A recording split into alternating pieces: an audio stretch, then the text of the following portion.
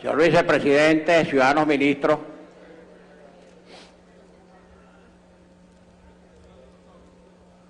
se celebran buenas tardes cuando se termina la faena. Nosotros le vamos a responder al vicepresidente de manera casi que telegráfica, porque creo que lo más importante del debate se producirá después en el seno de las comisiones.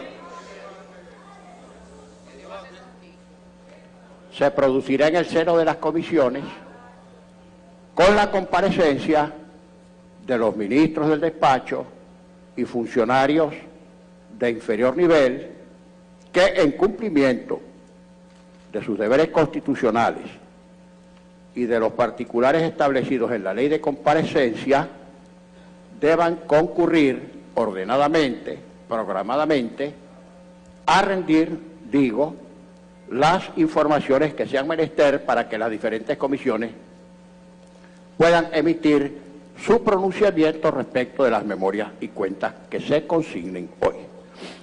Algunas precisiones.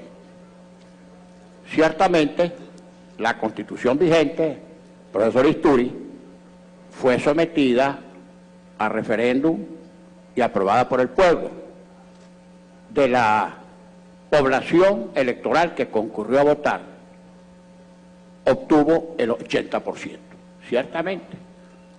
Pero no olvidemos, sin que esto para nada castigue su fuerza, su contenido y su vigencia, y por supuesto su observancia, 7 de cada 10 venezolanos no votaron por esa Constitución. Esas son las cifras del Consejo Nacional Electoral. Para gusto de algunos depende, tenga calma. Para gusto de algunos, esa Constitución es perfecta, para otros tiene algunos aspectos que deberían ser modificados por el mecanismo que ella misma establece. Como que no escucharon lo que acabo de decir, que es la Constitución vigente y tenemos que respetarla aunque no nos guste su totalidad. Eso es lo que hemos dicho. La parte orgánica y la parte programática no son estancos separados. La parte programática realmente es extraordinaria. Sin embargo, la parte orgánica establece una serie de poderes yuxtapuestos, sobrepuestos, confusos, tiene lagunas, tiene contradicciones, pero es la Constitución vigente y hay que cumplirla. Por ejemplo, atendiendo al inspirador de esa Constitución, el presidencialismo se haya hipertrofiado, a juicio de algunos, que creemos más en el poder compartido que en el poder individual. Esa hipertrofia del poder presidencial debe ser morigerada. Por ejemplo, en materia de descentralización, esa que fue una de las grandes conquistas a lo largo de muchos años, y no fue de una república en particular, sino a lo largo de muchos años en el que participaron tendencias políticas disímiles, de diferentes credos, ese proceso de centralización ha resultado severamente afectado por el contenido de la Constitución. Se establecen, una serie de poderes yuxtapuestos y sobrepuestos, y falla mucho el intercontrol entre los diferentes poderes del Estado. Pero eso será motivo posterior de alguna modificación con base al texto que la propia Constitución establece. Vale, profesor Isturi, usted que es parlamentario de muy antigua data y de gran experiencia, la cuña política en cualquier discurso, eso es válido, eso es válido. Pero más allá del discurso político, absolutamente válido, hay que ver la esencia y el contenido de lo que se afirma o expresa a través del discurso. Por ejemplo,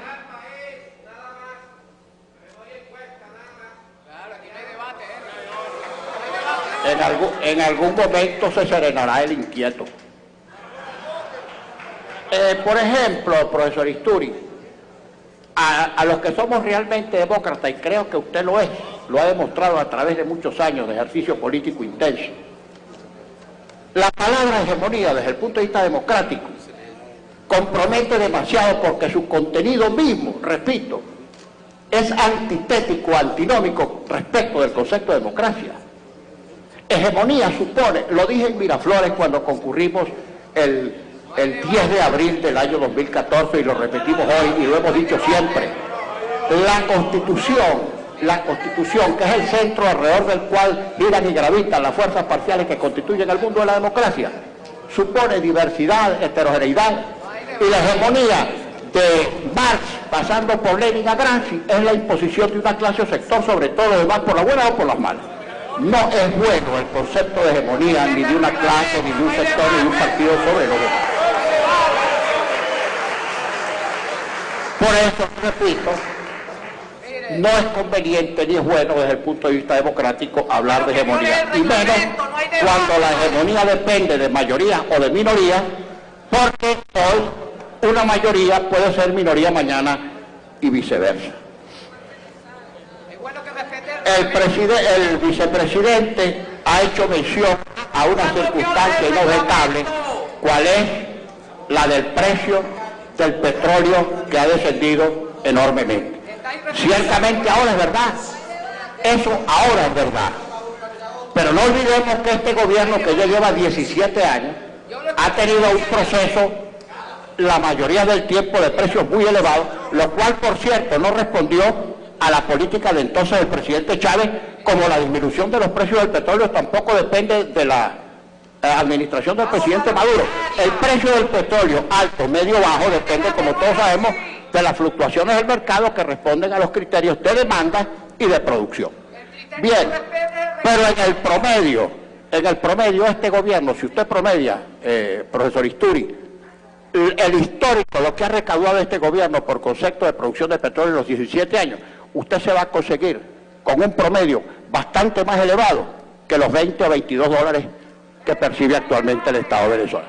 Ahora bien, esa cantidad, si en determinado momento los precios altos fijaron un modelo de desarrollo o un modelo de inversión, ahora no puede ser sufragado. Y pasa con el Estado, como ocurre hasta con un ser físico particular, que cuando a uno le bajan los ingresos, uno o aumenta sus ingresos o disminuye sus gastos.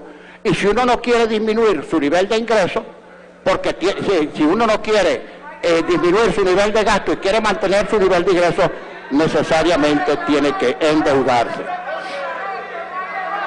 El gobierno, profesor Isturi, y hablando ya de productividad y de producción, debería hacer un inventario serio de cuál es la situación de las empresas que están en manos del Estado, todas, las que provenían del sector privado y las que están actualmente en manos del sector público históricamente. En cuanto a la ley de amnistía, profesor, no me voy a pronunciar porque ese es tema del debate interno de la Cámara.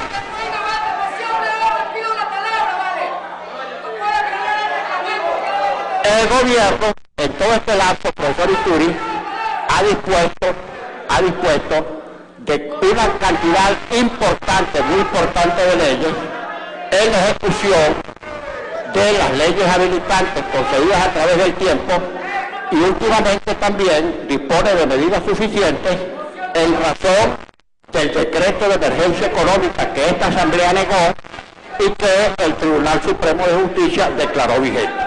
O sea que a los efectos de la medida que tiene que manejar el gobierno, tiene plenitud y una buena cantidad de medidas que perfectamente puede ejecutar si cree que son las convenientes para salir de esta situación de crisis económica, que es también crisis social por la cual está atravesando Venezuela.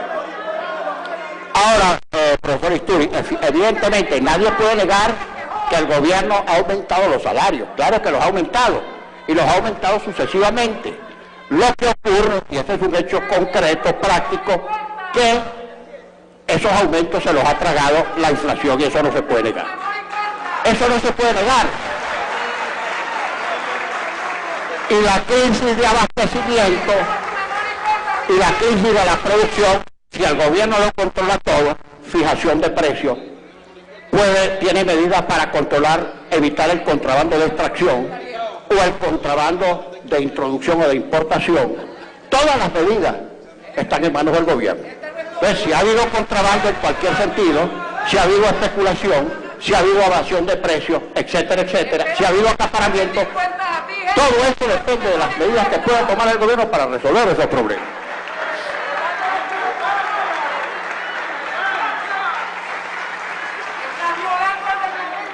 Mi opinión muy particular, profesor Isturi, señor vicepresidente, es que la tesis de la conspiración universal ya no es políticamente rentable. Henry, no es rentable que siga. La conspiración siempre es un enemigo anterior, interior, exterior. Ya no es rentable desde el punto de vista político.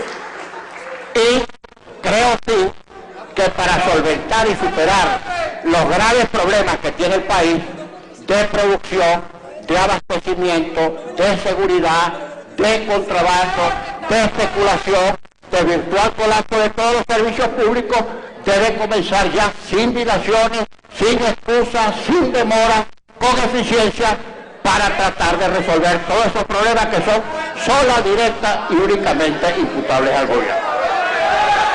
Bueno,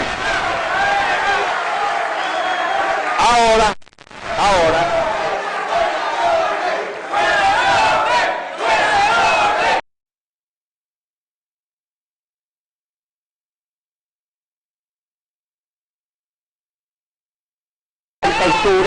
la intervención del diputado Isturi, eso es lo que debía hacer.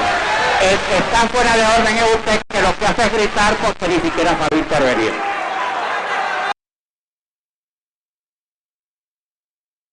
Bueno, ahora... Cuando tú rindas cuenta, te quedan 300 días. Algún día servirá para algo distinto que para gritar. La Secretaría se servirá de ir llamando en el orden que tiene a su disposición para que los ciudadanos ministros del despacho consignen la memoria y cuenta correspondiente al año 2015. Proceda, ciudadano secretario.